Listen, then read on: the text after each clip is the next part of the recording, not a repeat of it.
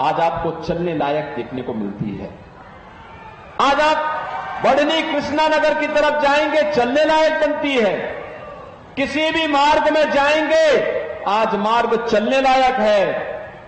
कोई सोचता था सिद्धार्थनगर में मेडिकल कॉलेज बनेगा? मेडिकल कॉलेज भी बना। और बहनों और भाइयों, मेडिकल कॉलेज के साथ साथ माधव प्रसाद त्रिपाठी जी, जो भारतीय जनसंघ के भारतीय जनता पार्टी के अध्यक्ष थे, उनके नाम पर हम लोगों ने मेडिकल कॉलेज का नामकरण भी आपके यहां किया। गोरखपुर में एम्स बन गया, फर्टिलाइजर कारखाना चल गया। यहां पे गौतम बुद्ध की जो जन्मस्थली है, उसके पास कपिलवस्तु में आज जिस प्रकार से वहां पर उसको विकसित करने का काम किया जा रहा है, हर घर नल की योजना लागू हो रही है।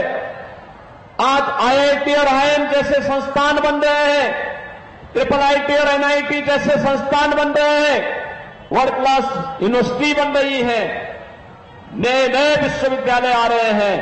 और गरीबों के कल्याण के लिए तो कहना ही क्या। आप सोचिए, समाजवादी पार्टी की सरकार के समय प्रदेश भर के सभी गुंडे और माफिया एकजुट होकर के सरकार में शामिल थे। और बहनों और भाइयों, सरकार में न केवल शामिल थे, बल्कि इनके द्वारा प्रदेश को लूटा जाता था, अव्यवस्था और अनाचार किया जाता था। बेटी और व्यापारी दोनों सुरक्षित नहीं थी। गरीब भूख से मरता था, किसान आत्महत्या करता था, नौजवान प्लान करता था।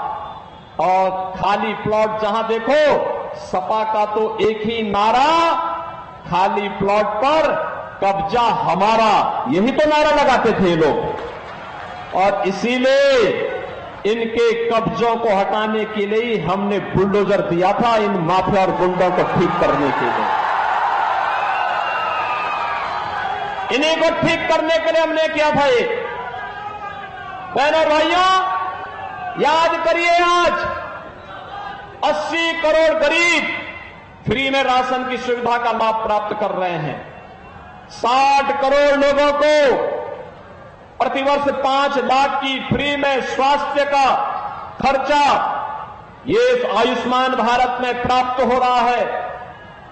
बहनों और भाइयों, पैसा दिल्ली या लखनऊ से या जिले से आपके खाते में कोई पैसा आना है, तो अगर 100 रुपया है तो 100 का 100 रुपया आपके खाते में जाएगा। कोई बीच में उसमें मध्यस्थ पैसा नहीं ले सकता है, क्योंकि मोदी जी ने जनधन अकाउंट खोल दिए, किसानों को किसान सम्मान निधि, हर गरीब के घर में शौचालय का निर्माण, हर गरीब को उज्ज्वला योजना का कनेक्शन।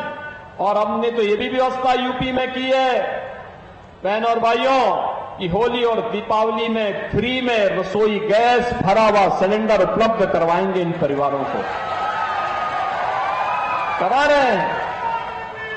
मोदी जी ने घोषणा की है कि 70 वर्ष से ऊपर के हर एक बुजुर्ग को हर वर्ष 5 लाख रुपए स्वास्थ्य के लिए, बीमारी में खर्चा करने के लिए पैसा उपलब्ध करवाएंगे। 4 करोड़ गरीबों के मकान बन गए। जितने बाकी बचे होंगे उनको भी मकान अगले 5 वर्ष के अंदर बना करके दे देंगे। कोई भी गरीब छत विहीन नहीं रहेगा। बहनों और भाइयों, विकास भी है, गरीब कल्याण भी है, सुरक्षा भी है और सम्मान भी है। अब याद करिए, समाजवादी पार्टी के समय दंगे होते थे, ये सोरठगढ़ हो या डुमरियागंज, इटवा हो या कपिलवस्तु। कपिलवस्तु में वो 2 यादव लोग जो मारे गए थे, मैं स्वयं गया था वहां पे, बिशनपुर में। और बहनों भाइयों, समाजवादी पार्टी की सरकार थी, एफआईआर तक दर्ज नहीं हो रही थी। तब मैं गोरखपुर में सांसद था, मैं स्वयं आकर के एफआईआर दर्ज करवाया था, न्याय दिलाया था इस परिवार को। डुमरियागंज में एक दिव्यांग बालिका के साथ दुराचार की घटना होती है, अरे समाजवादी पार्टी के लोग बेशर्मी के साथ उन अपराधियों को बचाने का काम कर रहे थे, तब भी हम लोग आए थे। राघवेंद्र प्रताप सिंह और ये श्याम धनी राय मेरे साथ में थे। हम लोगों ने तब भी बड़ा आंदोलन किया था और फिर उस परिवार को न्याय दिलाने का काम किया था। आज तो कोई दुराचारी, कोई गुंडा, कोई माफिया इस तरीके से अत्याचार नहीं कर सकता है, क्योंकि इसे मालूम है अगर बेटी और व्यापारी की सुरक्षा के लिए, राह चलते हुए राहगीर की सुरक्षा के लिए खतरा पैदा होगा तो शाम तक उसकी राम नाम सत्य है कि यात्रा भी निकल जाएगी। बहनों और भाइयों, सुरक्षा भी है, सम्मान भी है, विकास भी है और बेहतर भविष्य भी है। साथ साथ जो काम कभी नहीं हुआ, मैं बताऊं, आप मुझे बताओ, अयोध्या में राम मंदिर का निर्माण क्या ये समाजवादी पार्टी के गुंडे करा पाते क्या? अरे राम भक्तों पर गोली चलाने वाले लोग क्या मंदिर का निर्माण कराते? ये तो आज भी विरोध कर रहे हैं, आज भी कह रहे हैं कि राम मंदिर बेकार बना है। अरे बेकार तो तुम्हारी बुद्धि है, भ्रष्ट हो गई है इनकी बुद्धि। राम मंदिर को जो जगन्नियंता है, परमपिता परमेश्वर है, उस राम के बारे में इस प्रकार की टिप्पणी, उनकी जन्मभूमि के लिए इस प्रकार की टिप्पणी, फिर भी हम मौन बने रहते हैं। बहनों और भाइयों, मैं पहले भी कहा था, फिर कह रहा हूं, हमारा संकल्प होना चाहिए कि जो राम का नहीं वो हमारे किसी काम का। एक ही संकल्प होना चाहिए, जो राम का नहीं, और चुनाव में उनकी जमानतें जब्त करनी ही चाहिए। करेंगे ना? देखो, गोरखपुर से एक माफिया को लोगों ने लात मार करके भगाया है और वो यहां आकर के फिर चुनाव लड़ करके अपने को आजमाने का प्रयास कर रहा है। और मुझे लगता है कोई शरीफ व्यक्ति उसके साथ होंगे नहीं, सभी माफिया, सभी गुंडे होंगे। आपने देखा होगा अभी पिछले दिनों इनके काले कारनामों के कारण जनता की गाड़ी कमाई पर कैसे लोग डकैती डालते हैं। सैकड़ों करोड़ रुपया इन लोगों ने खुर्द-बुर्द कर दिया, पैसा ही गायब हो गया। और तब सीबीआई और ईडी ने इनके यहां छापेमारी करके संपत्ति इन लोगों की जब्त की है। एक पेशेवर माफिया है, गरीबों का खून चूसते हैं, व्यापारियों का पीड़न करते हैं, बेटी की सुरक्षा के लिए खतरा बनते हैं और शरीफ लोगों का जीना हराम करते हैं। और इसीलिए इन गुंड और माफियाओं के खिलाफ ही हम लोग प्रदेश के अंदर बहुत सख्त कार्रवाई करके आम जनता को सुरक्षा प्रदान करते हैं। इनको किसी महत्वपूर्ण पद पर भेज करके हम भस्मासुर पैदा न करें। ये भस्मासुर है आज के। बहनों भाइयों, मुझे बोलने में कोई संकोच नहीं। आपने पुराणों में कथा पढ़ी होगी, आज जनता को जनार्दन क्यों कहा जाता है? जनार्दन इसीलिए कहा जाता है क्योंकि देश का भविष्य आपके हाथ में, देश आपका, विकास आपका, भविष्य आपका, फैसला भी आपका, वोट भी आपका, तो सब कुछ तो आपका है। तो इसलिए आपको तय करना है देश का भविष्य कैसे होना चाहिए, आपका और आने वाली पीढ़ी का भविष्य कैसे होना चाहिए। और उस भविष्य को बनाने के लिए आज हम सब आपके पास आए हैं, आपसे कहने के लिए कि बहनों और भाइयों, एक भी अपराधी और गुंडा और माफिया और देशद्रोही या रामद्रोही आपका वोट नहीं पाना चाहिए, नहीं पाना चाहिए। कोई स्वाभिमानी समाज किसी माफिया और किसी अपराधी को चुन करके भेजता है तो अपने आने वाली पीढ़ी के भविष्य को अंधकार में करता है। आप देखते होंगे, मैं तो सांसद था गोरखपुर में, अकेले माफियाओं को चैलेंज करता था, इनको मार मार करके दौड़ाता था गोरखपुर में, हटाता था इनको। वहां के व्यापारियों से मैं कहता था कि जूता चप्पल से इनको दौड़ाओ, जहां मिल जाएंगे घरों में चढ़ करके उनके हमला करके इनको तोड़ करके भगा दो। और बहनों और भाइयों, आपने देखा होगा गोरखपुर में 1996 से हम लोगों ने एक भी व्यापारी से गिरफ्तारी वसूली नहीं होने दी। माफिया कोई भी रहा हो उसको उसकी औकात में रखा और परिणाम क्या था? आज गोरखपुर का विकास आप देखते होंगे, जाकर के देखे गोरखपुर का विकास, ऐसे लगता है जैसे बाबा गोरखनाथ साक्षात प्रकट होकर के इस नगरी को अपना आशीर्वाद दे रहे हैं।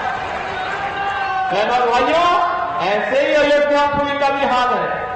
आज आप जाएंगे, साक्षात लगता है जैसे मर्यादा पुरुषोत्तम प्रभु श्री राम साक्षात इस नगरी को आशीर्वाद दे रहे हैं, क्योंकि अब तो विकास होना है, गरीबों का कल्याण करना है, विकसित भारत बनाना है, और इसके लिए ही हम लोग आए हैं।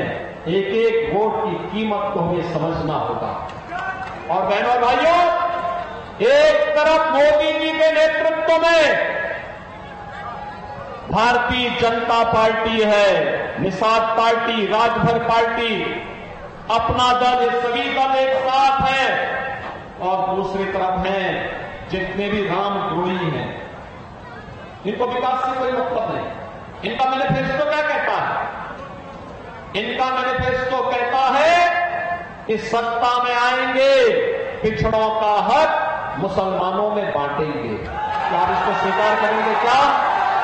क्या इसको स्वीकार करेंगे? क्या ये कहता है? इनका मैनिफेस्टो कहता है सत्ता में आएंगे तो पर्सनल लॉ लागू करके तालिबानी शासन लेकर के आएंगे। क्या तालिबानी शासन हिंदुस्तान में स्वीकार करेंगे? क्या ये तालिबानी शासन लेके आना चाहते हैं, पर्सनल कानून लागू करना चाहते हैं, और ये कहते हैं सत्ता में आएंगे तो आपकी व्यक्तिगत प्रॉपर्टी पर वरासत टैक्स लगाएंगे। वरासत टैक्स का मतलब समझिए आप?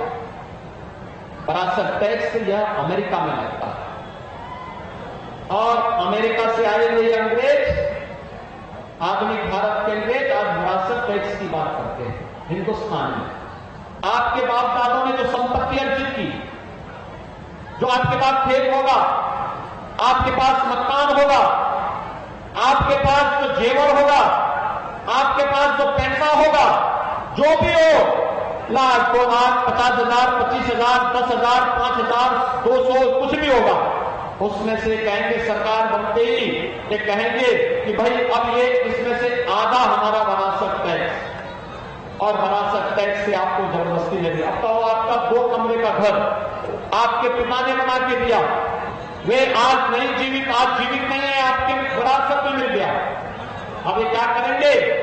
तो इसमें से एक कमरा उठा करके किसी बांग्लादेशी मुसलमान को, किसी पाकिस्तानी मुसलमान को, किसी रोहिंग्या को दे देंगे। क्या आप इसको स्वीकार करेंगे? क्या इसको स्वीकार करेंगे? क्या बहनों और भाइयों, ये वरासत टैक्स औरंगजेब का जजिया कर है।